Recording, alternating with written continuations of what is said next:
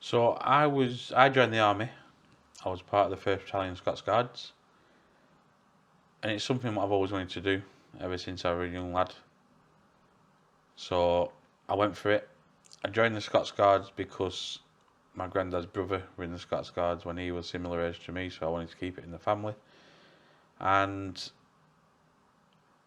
my first point of being there was I got went to F Company, which is based in London. So I used to do all the ceremonial duties. So the guys what are in the red jackets and the bearskin hats. That's what I used to do. So I used to stand outside Buckingham Palace, St James's Palace, Tower of London, Windsor Castle, you name it, I did it. And I loved that.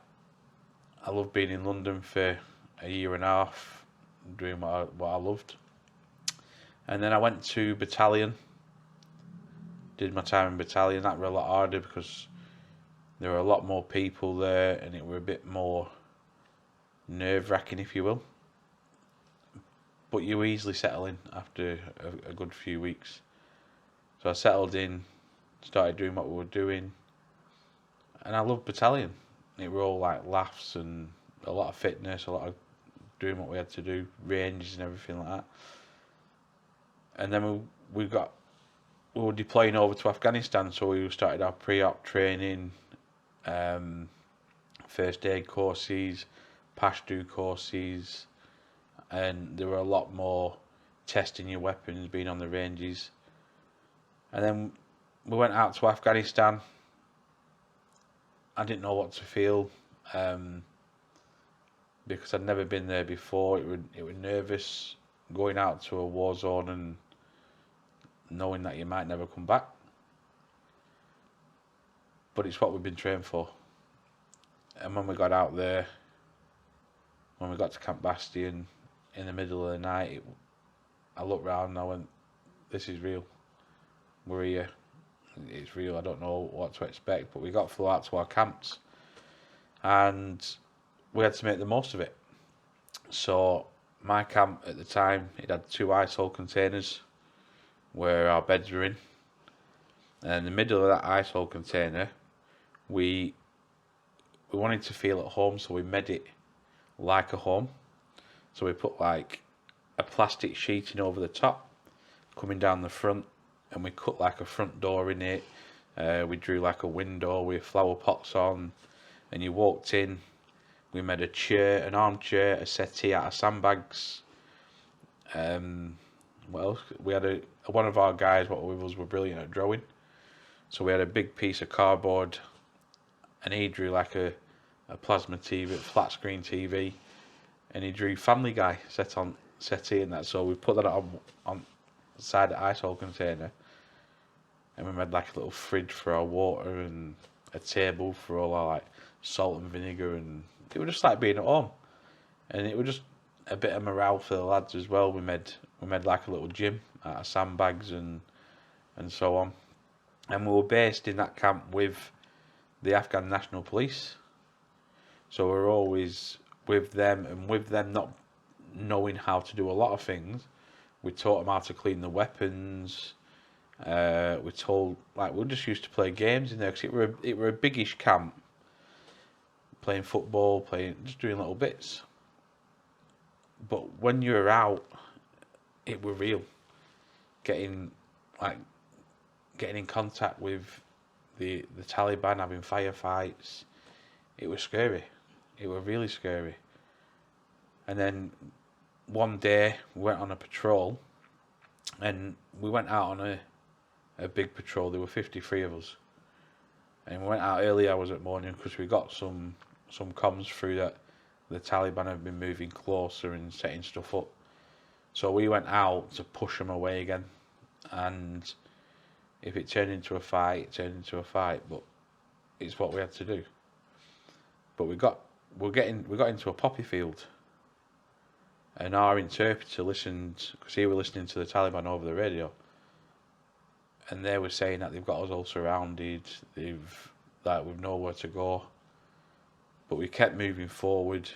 The more we were moving forward, we were pushing them back. But we were getting into a stream, and we got into a stream.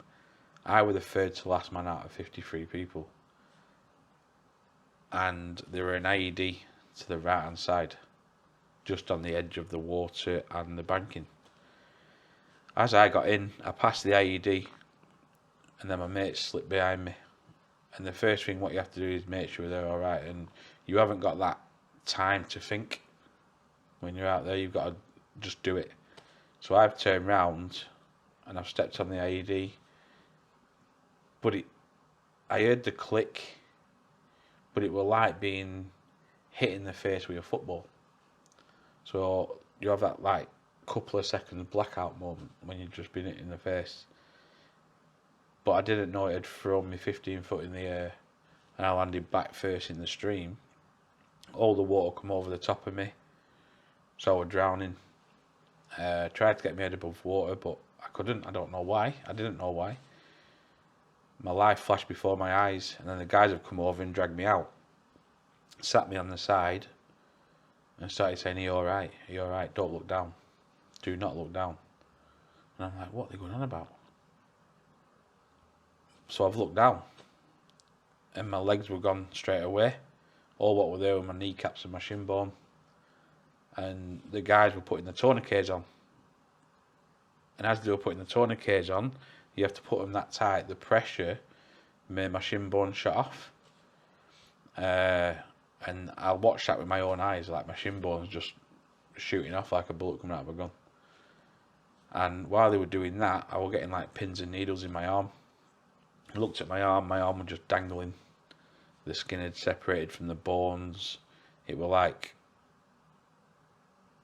my glove. It was like a glove. So my hand was there, my skin was there. It was hard to see. Plus, I was spitting teeth out. I broke my jaw. I had a big cut under my jaw. I didn't know what was going to happen. Do you know what I mean? But they kept asking me, "Am I all right? Am I all right?" And I just turned around and said, "Yeah, I'm fine. You lot are out here. I'm going home, and I'll be in pub in a few weeks." I didn't know what to expect, but I died 3 times on the flight back. So I got to Camp Bastion. They'd done what they had to do to me, because the Camp Bastion, when something serious like this happens, you get flown straight away to the QE. So they patched me up as fast as they could and as neat as they could, and then flew me straight back. It was Selly Oak at the time. Flew me to Selly Oak, and on the way back, I died 3 times. But I'm still here to tell my story. Got to hospital. I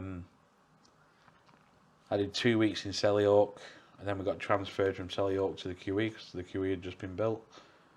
I did a week in the QE, and then I was home. So I did 3 weeks altogether in hospital.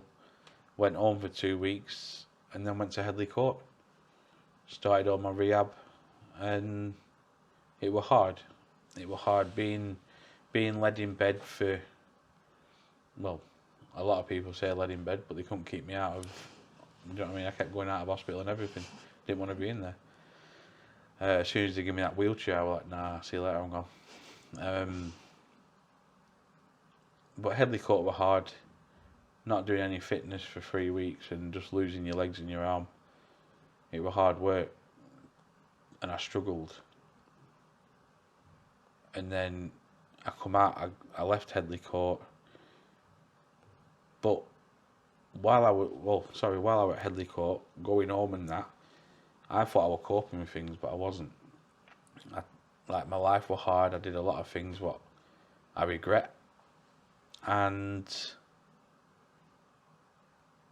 I've moved my life on now. I packed all the stuff what I was involved in when I was struggling. Packed all that in, and I found sport. I'm now, I've done 2 Invictus Games. I'm a multi-medal winning athlete. I've set my own business up as a motivational, inspirational speaker, and I'm an ambassador for Fisher House, helping the loved ones of the guys and girls what are getting injured now. I'm here to support everyone.